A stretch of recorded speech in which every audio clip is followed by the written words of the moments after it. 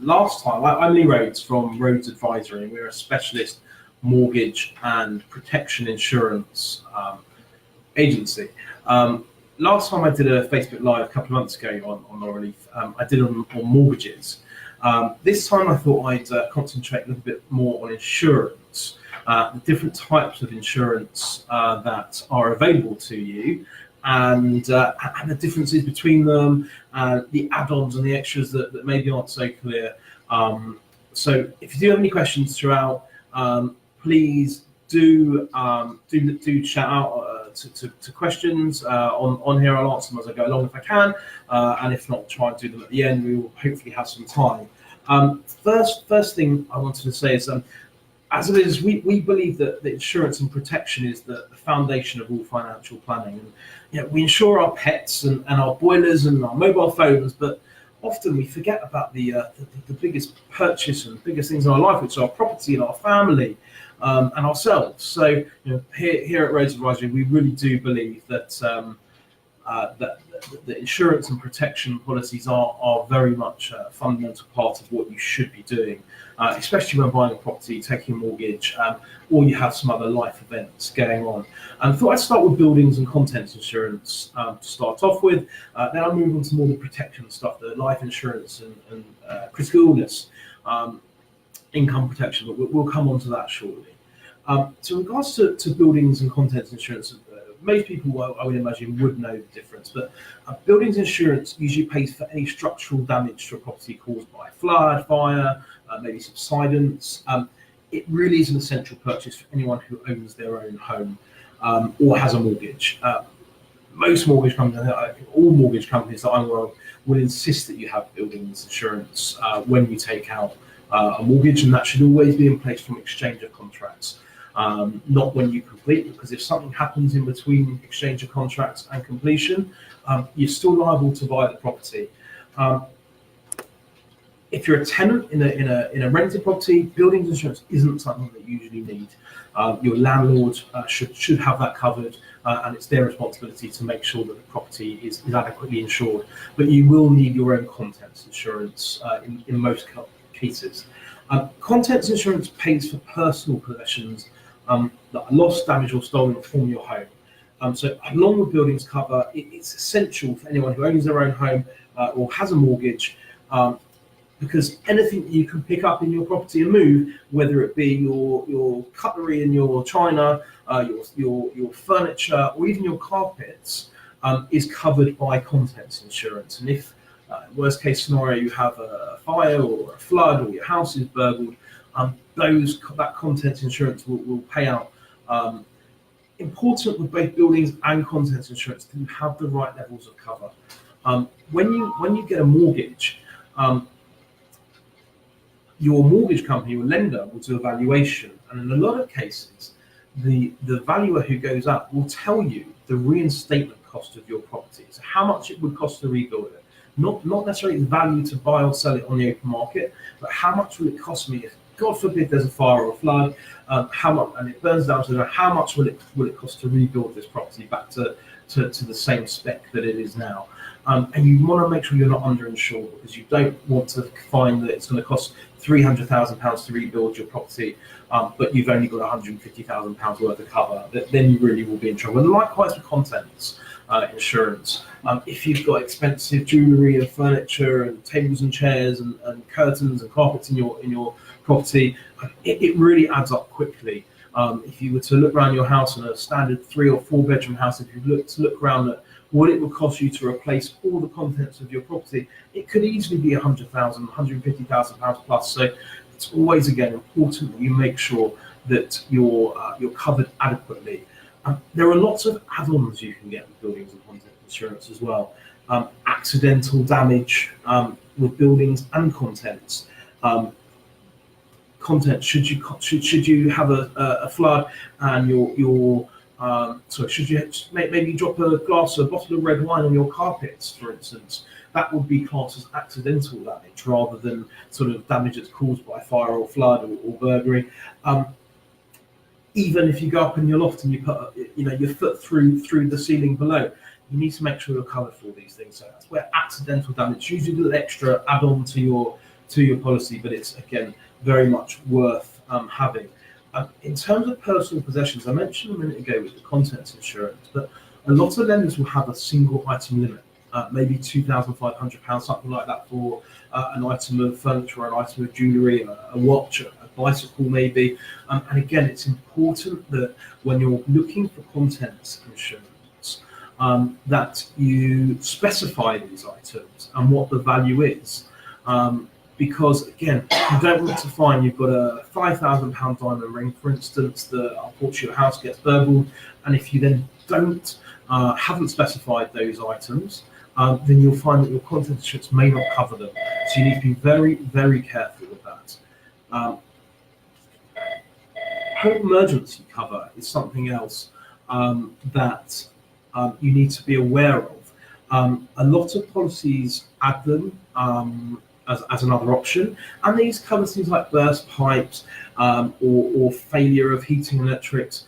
Again, something worth having, but check you don't already have it. Some people get this sort of cover with a bank account or with separately through their water provider. I know Thames Water or one of the water companies that provide this sort of cover. You're going to be charged extra for it if you take it with your buildings and contents insurance. So it is worth checking that you don't already have it in place. Finally, in regards to legal expenses, again, some insurance policies will offer you additional legal expenses cover, and that can be added to buildings or contents cover, usually maybe up to £100,000 worth of cover.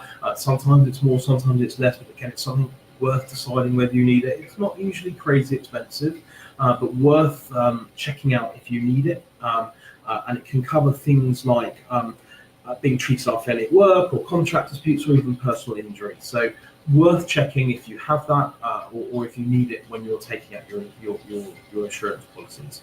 So that's buildings and contents insurance in a nutshell. Moving on to what we call protection insurances. So these are life insurance, critical illness insurance, and these again, especially when you're say borrowing money on a mortgage, or you have a major life event coming up that you might need to pay for. These are very important to make sure you have in place to cover the unforeseen. In its simplest form, the basic is life insurance, and there are generally three types. The first type is level term life insurance, and this pays out a lump sum if you die within the specified term. So you may have, for instance, a £300,000 interest-only mortgage that will run for 25 years, for instance.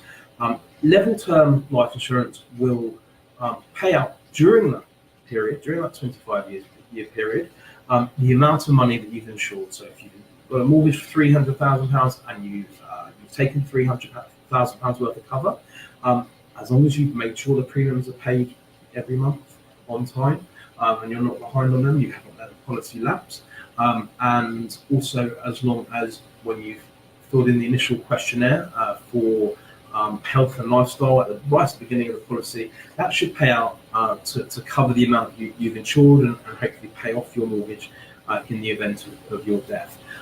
The second type is a decreasing term insurance, and this provides very similar to one we just mentioned, the level term assurance, but this provides decreasing cover if you have a repayment mortgage. So if you've taken the same £300,000 mortgage over the 25 years, but on a repayment basis, you'll note, or you'll know that the amount you owe will be less and less every time you make a payment. So decreasing term life insurance will make sure that you're covered for the amount that's still outstanding at any given point during that term. And it's usually linked to an interest rate. So you might start at £300,000, and typically they link it to an interest rate of somewhere around 7 or 8%, which is much higher than your typical mortgage is going to cost these days, of between 2 and 5%. You should be aware, obviously, if interest rates do go up, in time that you review your policy to make sure that the interest rate hasn't gone above the amount that you're insured for. So I'd say typically these two insurances are taken out alongside a mortgage or a loan or some other big life event that you know you may have to pay for, and if you unfortunately were to die, you wouldn't be able to cover. Critical illness insurance is the next one to talk about. Sometimes known as critical illness cover as well. And it's an insurance policy in which the insurer will typically make a lump sum cash payment if the policyholder is diagnosed with one of the specific illnesses that are named on the insurance policy. And these can be anything from cancers and heart attacks and strokes of a certain severity. And again, important, what happens if unfortunately you're diagnosed with one of these critical illnesses and you have to give up work, or you have to, you certainly have to give up work for a period of time, and this will pay out a lump sum, which is great. You can then pay off your mortgage and know that during the period where hopefully you're recuperating, you will be able to not have to worry about the mortgage because it's been cleared, or whatever you've covered. With both life insurance and critical illness, I've mentioned the point that they'll pay you a lump sum if you either die, or if you die, they pay it to your estate or to your trustees and beneficiaries. And with critical illness insurance, it would come directly to you. With regards to both these, there is another form called family income benefit. And again, with life insurance or critical illness insurance, you can choose, instead of to have this paid out as a lump sum, you can choose to have this paid out to you or your beneficiaries on a monthly basis instead. Policies run again for a set period of time, like I mentioned, with life insurance, critical illness, and if you die or contract one of these illnesses within the period of the term of the policy. Yes, Laurel. Critical illness is, sorry, just pick up on a question from Laurel, and I'll come back to family income benefit. Critical illness is absolutely available to you if you're self-employed. As long as you've paid your premiums every month and they're on time, and you haven't let the policy lapse, absolutely, critical illness insurance is available to whether you're employed or self-employed. It's a form of insurance, and it's not based on your income. Coming back to family income benefit, so instead of it paying a lump sum, what it would do is it would pay out for the remainder of the term a monthly amount, and you can pick that monthly amount at the outset. So if you know your monthly costs are £3,000 a month, you can say, if I get critically ill, I want to be paid out for the remainder of the term of this policy £3,000 a month. Likewise, if you die and you've got dependents, maybe kids that are at school still, or university, and you want to make sure that they're going to be covered for a period of time, again, critical illness insurance on the family income monthly benefit is a great way of doing things. Laurel, interesting to pick up on your question, because it probably relates more to what I'm going to come on to, which is income protection. Income protection insurance provides a regular income if someone is unable to work because of illness or injury. It's not usually as severe as the illnesses that are covered on critical illness.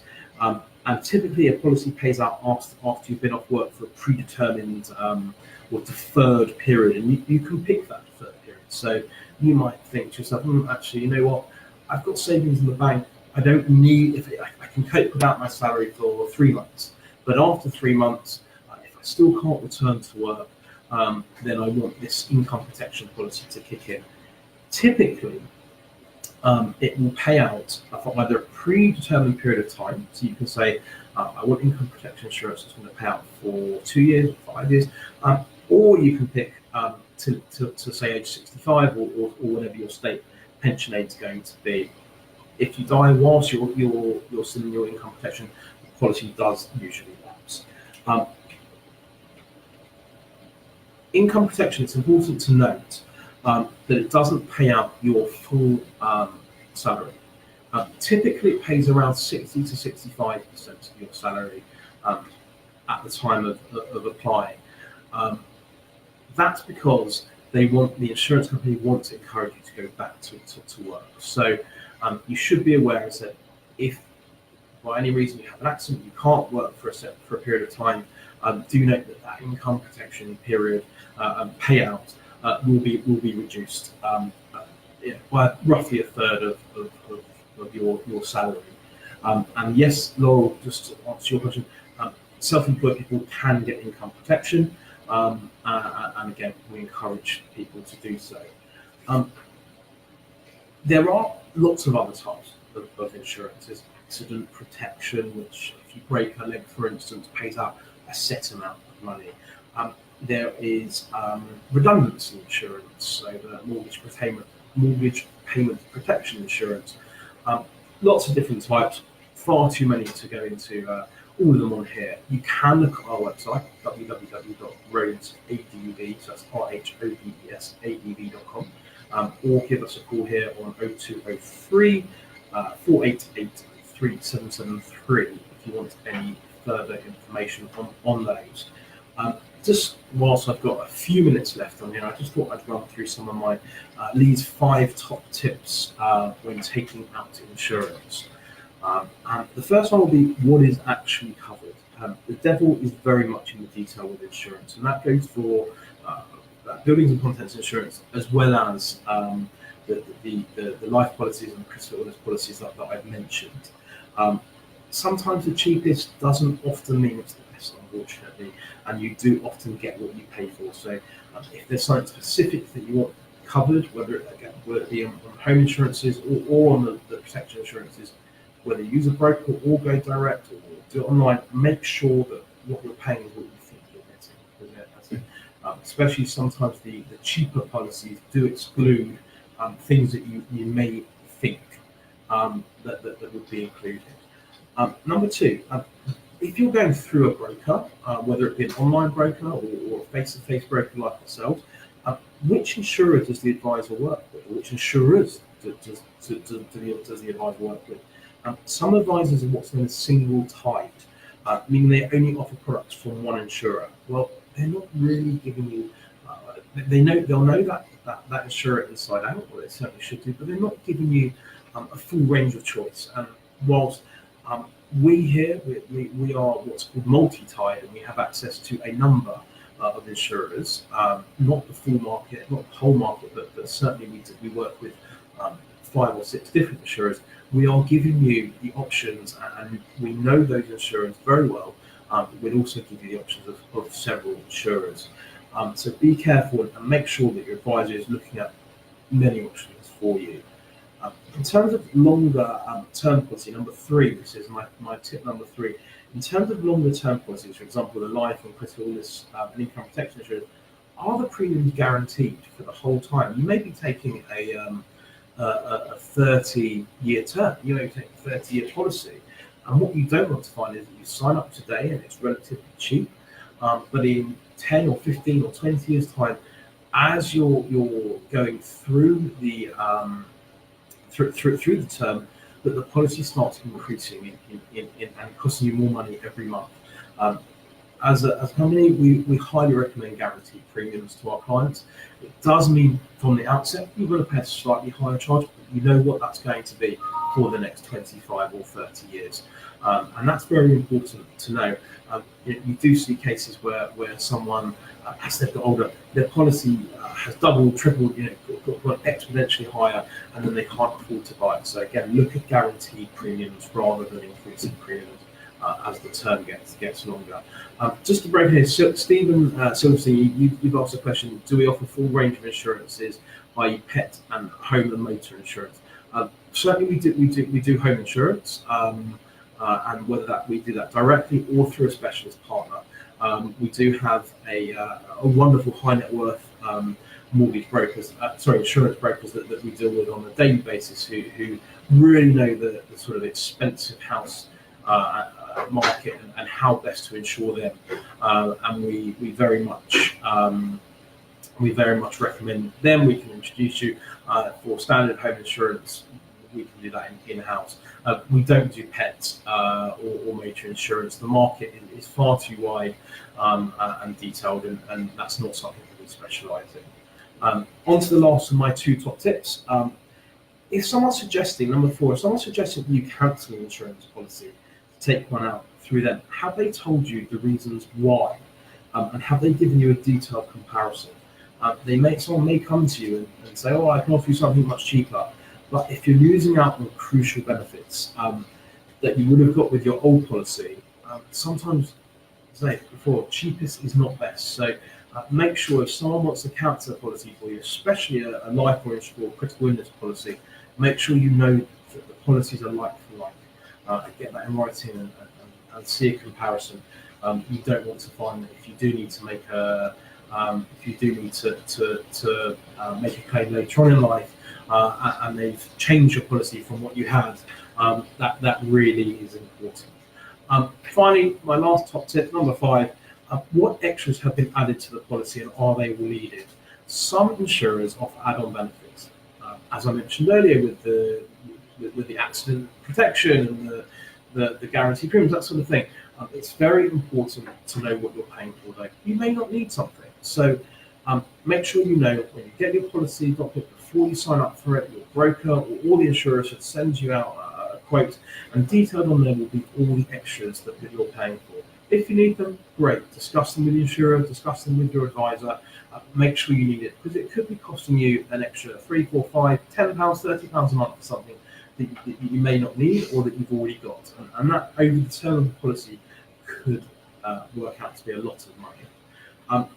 That's it for me. Signing off. Unless there's any more questions, Stephen, thank you very much. Look forward to hearing from you.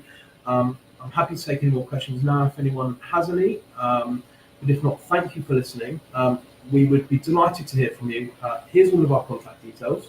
Not the greatest way of doing it, but Rhodes Advisory. We're based in East Finchley, but we're happy to speak to you on the phone initially on 0203 488 3773. Our website, all details on there is www.rhodesadv, that's RHODESADV.com. So everything is on our website. Currently in the process of reviewing our website. The new one will be up live very shortly, but everything is on the current one anyway. So that's me switching off. Thank you for listening, and look forward to hearing from you.